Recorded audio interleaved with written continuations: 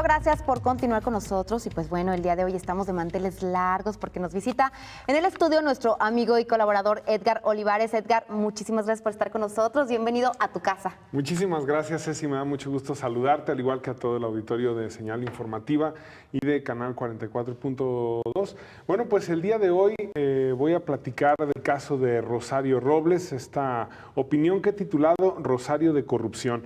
Y es que la noticia más importante de esta semana, sin duda, ha sido la detención de la extitular de Desarrollo Agrario, Territorial y Urbano, Rosario Robles, quien además fue secretaria de Desarrollo Social durante la administración del presidente Enrique Peña Nieto, ambos cargos en la administración pasada. Lo que parecía un proceso en el que la también experredista tendría la oportunidad de llevar en libertad, se convirtió ya en una telenovela donde juegan varios elementos: el tema judicial, el tema de la corrupción, pero también el tema político, por supuesto. Y es que es importante desprender la variante política del caso, porque Rosario Robles alguna vez fue compañera de partido del ahora presidente Andrés Manuel López Obrador, quien incluso fue su sucesor en la jefatura de gobierno de la Ciudad de México. Esta variante política está inmersa en el caso de Rosario Robles. Pero también fue pareja, Rosario Robles, de Carlos Ahumada, fue su pareja sentimental. El empresario argentino que entregó fajos de billetes a un hombre cercano a López Obrador, René Bejarano, un hecho documentado en video que afectó la imagen del tabasqueño y que pudo influir también en la elección de 2006, o al menos en la pérdida de puntos de popularidad que permitieron al panista Felipe Calderón emparejarse con AMLO en la víspera de aquella cerradísima elección que marcó al país. Tras su salida del PRD y varios años de inactividad política, Rosario Robles se unió a Enrique Peña Nieto, dio su apoyo durante la campaña y además se declaró partidaria del priista. Este respaldo le permitió convertirse en secretaria de Estado, a pesar de la polémica que eso generó no solamente en la clase política de corte tricolor, sino en un amplio sector de la opinión pública.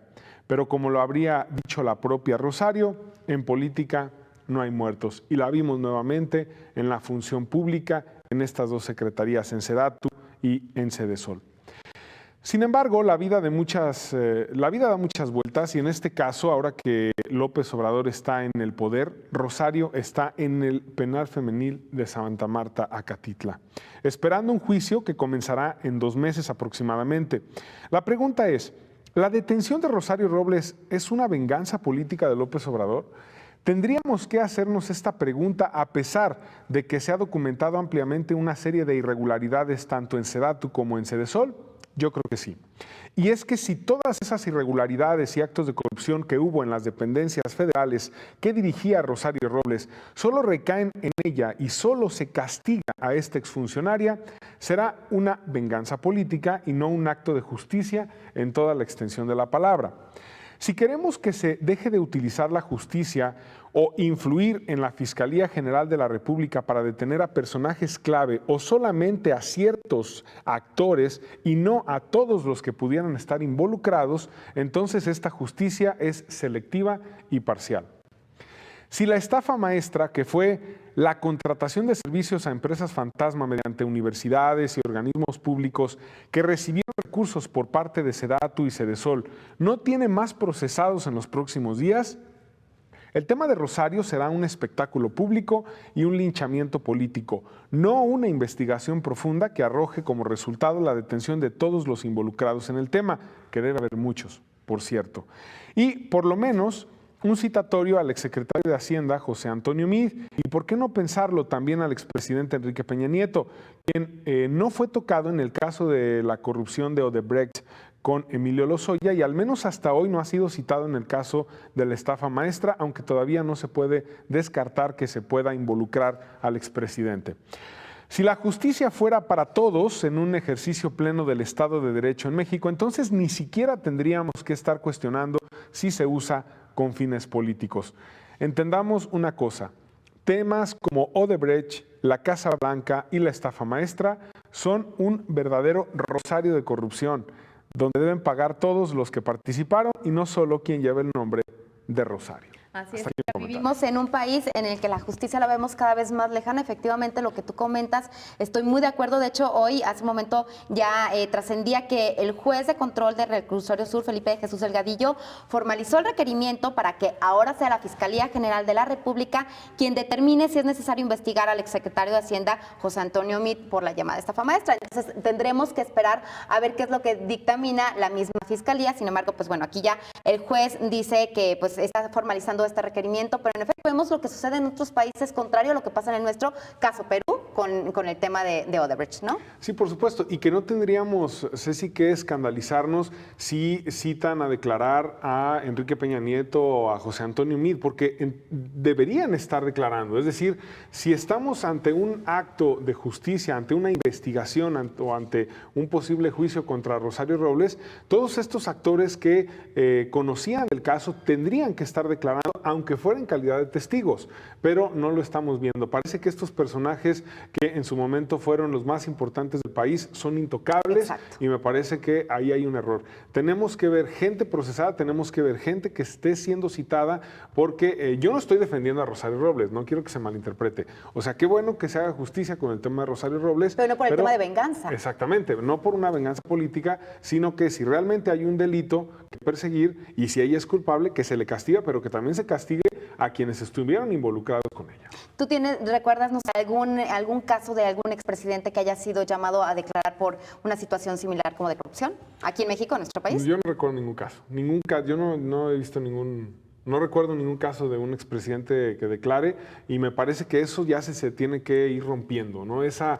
especie de velo de protección a los expresidentes, me parece que ya estamos rebasados ante casos que han ocurrido en otros países donde no solamente declaran, muchos expresidentes están encarcelados, tras las rejas. exactamente, algo que no sucede aquí, y es por eso que la ciudadanía dice, bueno, las cosas no han cambiado, por eso también trasciende de que pactan en el momento que se van los expresidentes, llega un nuevo presidente, pactan para que no les pase absolutamente nada, entonces después, bueno, ponen a sus chivos expiatorios, como les llaman, en este caso, pues una exsecretaria, ¿no? Por supuesto, y ahora también la opinión pública le puede exigir al presidente que se investigue al expresidente Peña Nieto y que se investigue a José Antonio Meade, y que él ha tratado de cuidar esa parte de no generar un encono político por citar a Peña Nieto o a otros expresidentes del pasado. Por cierto, se acaba de ver el exsecretario José Antonio Meade con el secretario de Hacienda, y el presidente dijo pues que no pasaba absolutamente nada, sin embargo, no dijo realmente de qué se trató la reunión, ¿no? Exactamente. Entonces no hay transparencia y vamos a ver qué sucede con este caso de Rosario Robles, que ojo, si Rosario declara, muchos políticos tendrían que estar temblando en este momento. Son 2 meses los que estará Rosario Robles en el reclusorio, en el penal de Santa Marta, ¿verdad? Así es, esperando el juicio. ¿Crees que se vaya a quedar? ¿Crees que la vayan realmente a procesar o que salga? Pues es muy impredecible decirlo. Vamos a ver qué sucede con el tema del presidente. Es decir, el presidente tendrá que evaluar qué costo político le puede traer el hecho de dejarla ahí. Pero insisto, si cometió un delito tendría que ser procesada, pero junto con todos sus cómplices. Es ahí donde me parece que es importante poner la discusión. Aprovechando que estás aquí, Edgar, ¿cómo ven en Estados Unidos, cómo ven de fuera la administración del presidente y la situación que estamos viviendo en México? Porque, bueno, continúa la inseguridad en nuestro país, Edgar.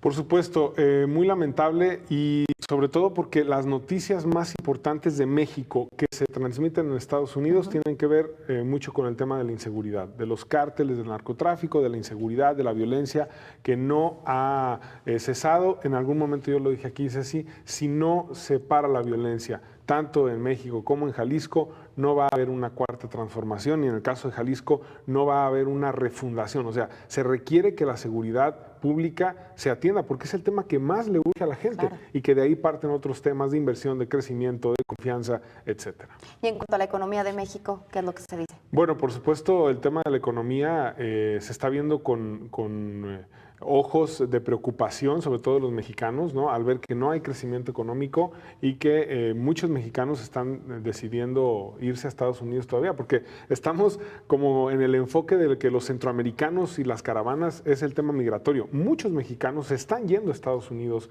por la vía legal porque no están encontrando en México las oportunidades que requieren. Y en cuanto a este tema, este acuerdo migratorio entre México y Estados Unidos para tratar de frenar a los migrantes que pasan a Estados Unidos, ¿qué se dice dice? ¿Están de acuerdo con eso que se firmó entre México y Estados Unidos? Bueno, evidentemente los partidarios de Donald Trump están de acuerdo, ¿no? Pero los mexicanos no, porque los mexicanos han sufrido las consecuencias de estar en un país donde también hay discriminación, donde las redadas de ICE continúan, donde muchos mexicanos están presos esperando una deportación o poderse quedar ahí incluso porque ya han intentado pasar 2 o 3 veces. Entonces no están de acuerdo en que México funja como el muro humano o la policía de Donald Trump en la frontera sur. Que estamos haciendo lo mismo que en alguna ocasión hizo Estados Unidos. O que lo sufrimos, ¿no? También. Exactamente. Y en cuanto al tema del racismo, Edgar. Bueno, recordarás una colaboración que hice aquí y bueno, pues con el tema que sucedió en El Paso, con el tiroteo, lamentablemente hoy por hoy es el tema más importante entre los latinos en Estados Unidos. Es decir, la preocupación que existe por el discurso de odio que Donald Trump ha desarrollado y que seguirá desarrollando durante su campaña y cómo esto puede afectar en la mente y sobre todo en motivar a muchas personas que son como un cerillo que solamente necesitan que les prendan para actuar. De acuerdo, pues muchísimas gracias, Edgar. Nos dio muchísimo gusto saludarte y verte en vivo y a todo color. Muchas gracias, Ceci, igualmente. Saludos para todo el auditorio. Muchísimas gracias a nuestro colaborador y amigo